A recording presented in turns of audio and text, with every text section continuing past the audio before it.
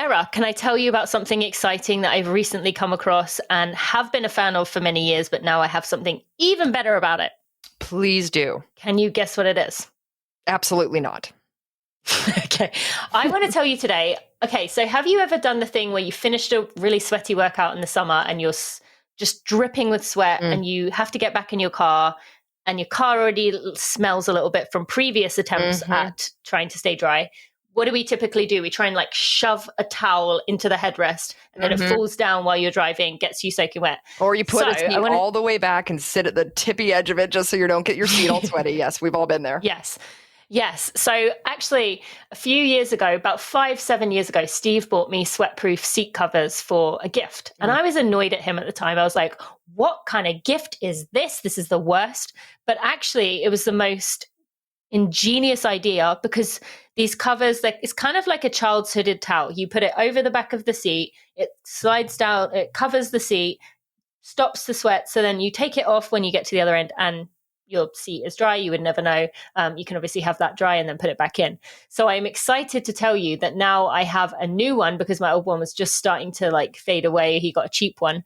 And I want to tell you about these Dri Seats. So it's going to give you protection for your seats. You can install it in seconds. It's got slip resistance, so it will stay in place. And it fits any car, although if you have a truck, there is a bigger size. But you don't have a truck, do you? You know, it's funny. My husband has a truck, and I literally got yelled at last week for getting his seats all sweaty. So these sound like something I might need to get.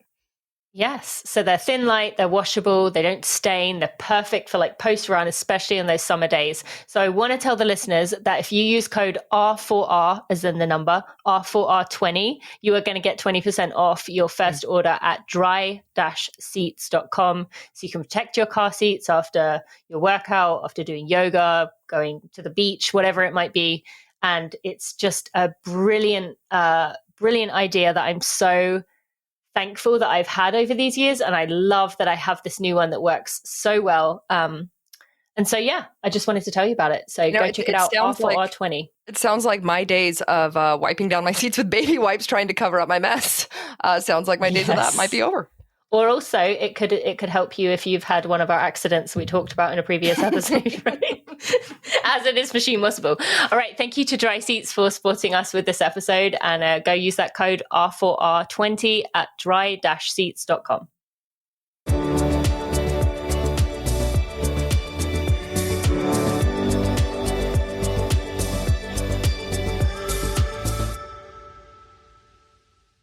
Sarah, episode 8 of For Real-Isodes. We are really getting going with this. I am loving this. People are really enjoying these, and they are so much fun to record. And it's also interesting because these are things that you don't typically tend to, it's not like you sit down with a friend and you're like, hey, what would you spend $2,000 on? So I'm loving that we're getting to answer these things.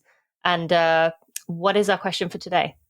Well, before I get to the question, that just reminded me of like when Michael finally confessed this to me after like 11 years of marriage. He's like, when we first started dating, I used to write down like topics of conversation because we were distant, like North Carolina and Washington. So he would write down like on a piece of paper, like little things to talk about. And pretend it was like spontaneous. Right. Oh my gosh, so funny. So funny. Anyway, so the question for today, and I can go first because I've thought of one and it may take you some time to think, although I can I can think of something that you and I watched together that I think may answer this question. But the question is, what is the funniest thing you've seen on the news? And the one I thought of for you is actually not the news, but it was like a British reality show. I'm just going to try and jog your memory. British reality show, and it was someone from your high school. Oh, yes. You know what I'm talking about? Yes, I do. I forgot about that. Okay, go on, continue the story. Okay, so I'll do mine first, and then I'll let you tell that story because people should also know about British television. You should tell the story if that one. Well, I don't really remember exactly what happened, other than I was absolutely shocked because there's like zero censorship on British TV. Did we watch it together the first time, or did I show you it afterwards? Come over to your house, and you were like, "You are not gonna believe what I just saw," and I don't even remember the context because I was just too blown away by what I was seeing. But anyways, I will go first. I'll tell the one that I saw, unless you want to go ahead and launch into that story first. Go for it. Okay. Well, the funny thing to me is like, what makes me laugh the most is like when news reporters, they can't keep from laughing. Like I remember seeing this clip, like a lot of the time, you know, like local news stories will do like, oh, little special interest pieces, like, oh, this old lady in town loves to go to this store and this is her routine. So there was this one special interest story about this obese cat that was losing weight. And so the newscaster was trying to report, and in behind, like the video, like what the feed was, it was this enormous cat wearing like a life jacket, and it was like swimming with its little paws in a pool, and it looked totally distressed. And so the newscaster, she's clearly reading from a teleprompter, but she can't get through it. She's like, and he has all sorts of activities. And she's just like losing it. She's just like cracking up, and at the end of it, it like pulls back to her, and she just like has her head on the desk, like collapsed into laughter. That one made me laugh really hard. And then I saw another one the other day. I was just like scrolling on Instagram, and someone had posted this newscaster who committed a very like Ron Burgundy error of just reading the teleprompter as is when there was a mistake. So the line was supposed to be, because it was about a rice shortage, the line was supposed to be, check your pantries. There's this and this and this. And someone had left out the R. So with total confidence, he looked straight into the camera and goes, check your panties. And then he launched into the story, and it took him like 2 minutes. And then he just stops. He's like, I think that was supposed to be pantries. Like, oh my gosh. So things like that just yeah, that's funny. That is funny. Yeah. Oh man. Oh, that's so good. And yes, I love that. Because it feels like you're getting like, you're in on a secret, you know, because they're not supposed to be doing like, I do like that there is more acceptance of that now. Yes. Yeah. When they're like robotic facade, like cracks, like, yeah. What comes to mind for me though, I'll tell the story in a second, is how, well, one, this story, but also how funny this is, because now this wouldn't be on the news because of the pandemic. But it was the thing with the man and his wife came in with the baby that bounced in the room. He was reporting the news. What? He was reporting the news, and the baby in the bounce thing, like opens the door, bounces in. How have you not seen this? And he's trying to like keep a straight face, and he's trying to report, and then his wife comes like flying around the corner and like grabs the baby out of the room. How have you not seen this? I have not seen this, but you have to send that to me.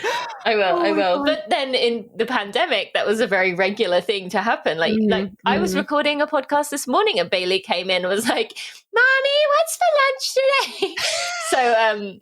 So yeah, but that was what comes to mind. But what you are saying, my story, is that anyone who went to my school is going to know what I'm talking about immediately. So if this person happens to be listening, I'm sorry. Because you can use a fake name. You're going to know who you are. So there's a program in England. What is it called though? I actually don't remember. It was some of those like medical unusual bodies or something. I don't even know. Yeah. Or strange bodies. So it's something about like, so basically what they do is they have this mobile doctor's unit, and the people come in with these strange things that are going on within their bodies. And it, you know, you see some really strange stuff in there. And like Sarah said, none of this is censored. You are seeing everything as is. And so you're seeing these things, and you know, and one day one of my friends sent me someone that comes on for something to do with his penis, but I don't remember what it was.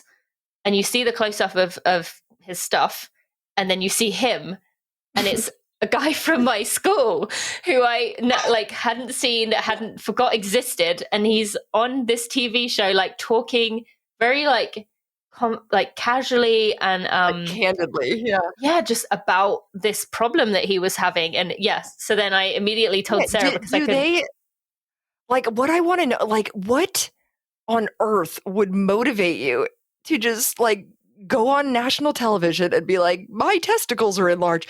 Like, was he paid? Like, I need to know the details. Like, I have so many questions. If I ever see him, I will ask him. You must. Did he, knowing him in high school, did you have any sort of inkling that he was this sort of a fellow? I didn't know him very well.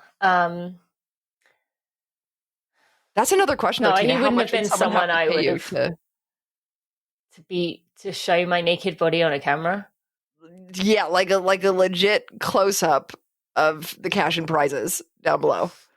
I have talked to some friends recently about how I really hate being naked. I hate it, like even on my own. So I honestly don't think there's any amount of money because I just don't like being naked. Tina, if people have listened to the episode from a couple episodes ago, let's say you had gone on with your poison ivy. Yes. Would I have gone on with my poison ivy to talk to them about? I probably, if I was at the 1 week stage and I was that way like 6 weeks later, I would maybe go to talk to someone. But then you'd have to show it, wouldn't you? It just begs the question, would you not prefer to go to a doctor whose room is not full of video cameras? That's true. Like, he could have seen anybody. He must have been paid. But also the lack of censorship like shocked me, because I remember you even like came home one time randomly, like you brought me a British newspaper. Do you remember this? Yeah. And there was like an advertisement or an advertisement for like a British play, like a production. And literally the photo was of a completely topless woman. And I was like, this is just in the newspaper. Like I could not believe there was just I think a set of boobs. There's a paper, I don't know actually, and I can't say for the last 2 or 3 years, but a few years ago, there's still a newspaper that comes out every day. Page 3 model is what it's called. And you open the first page 3, and there's a half naked or naked woman. Now, as a child, because I'm imagining like a parent flipping through like their 3-year-old, and it's like one channel Peppa Pig, next channel someone's junk on my strange body. Like, as a child, did this not strike you as strange? Like, do you have memories of like being like, oh, like, or just maybe it's just it is like that is a culture shock to me that like I just could not get used to. I think if I moved there.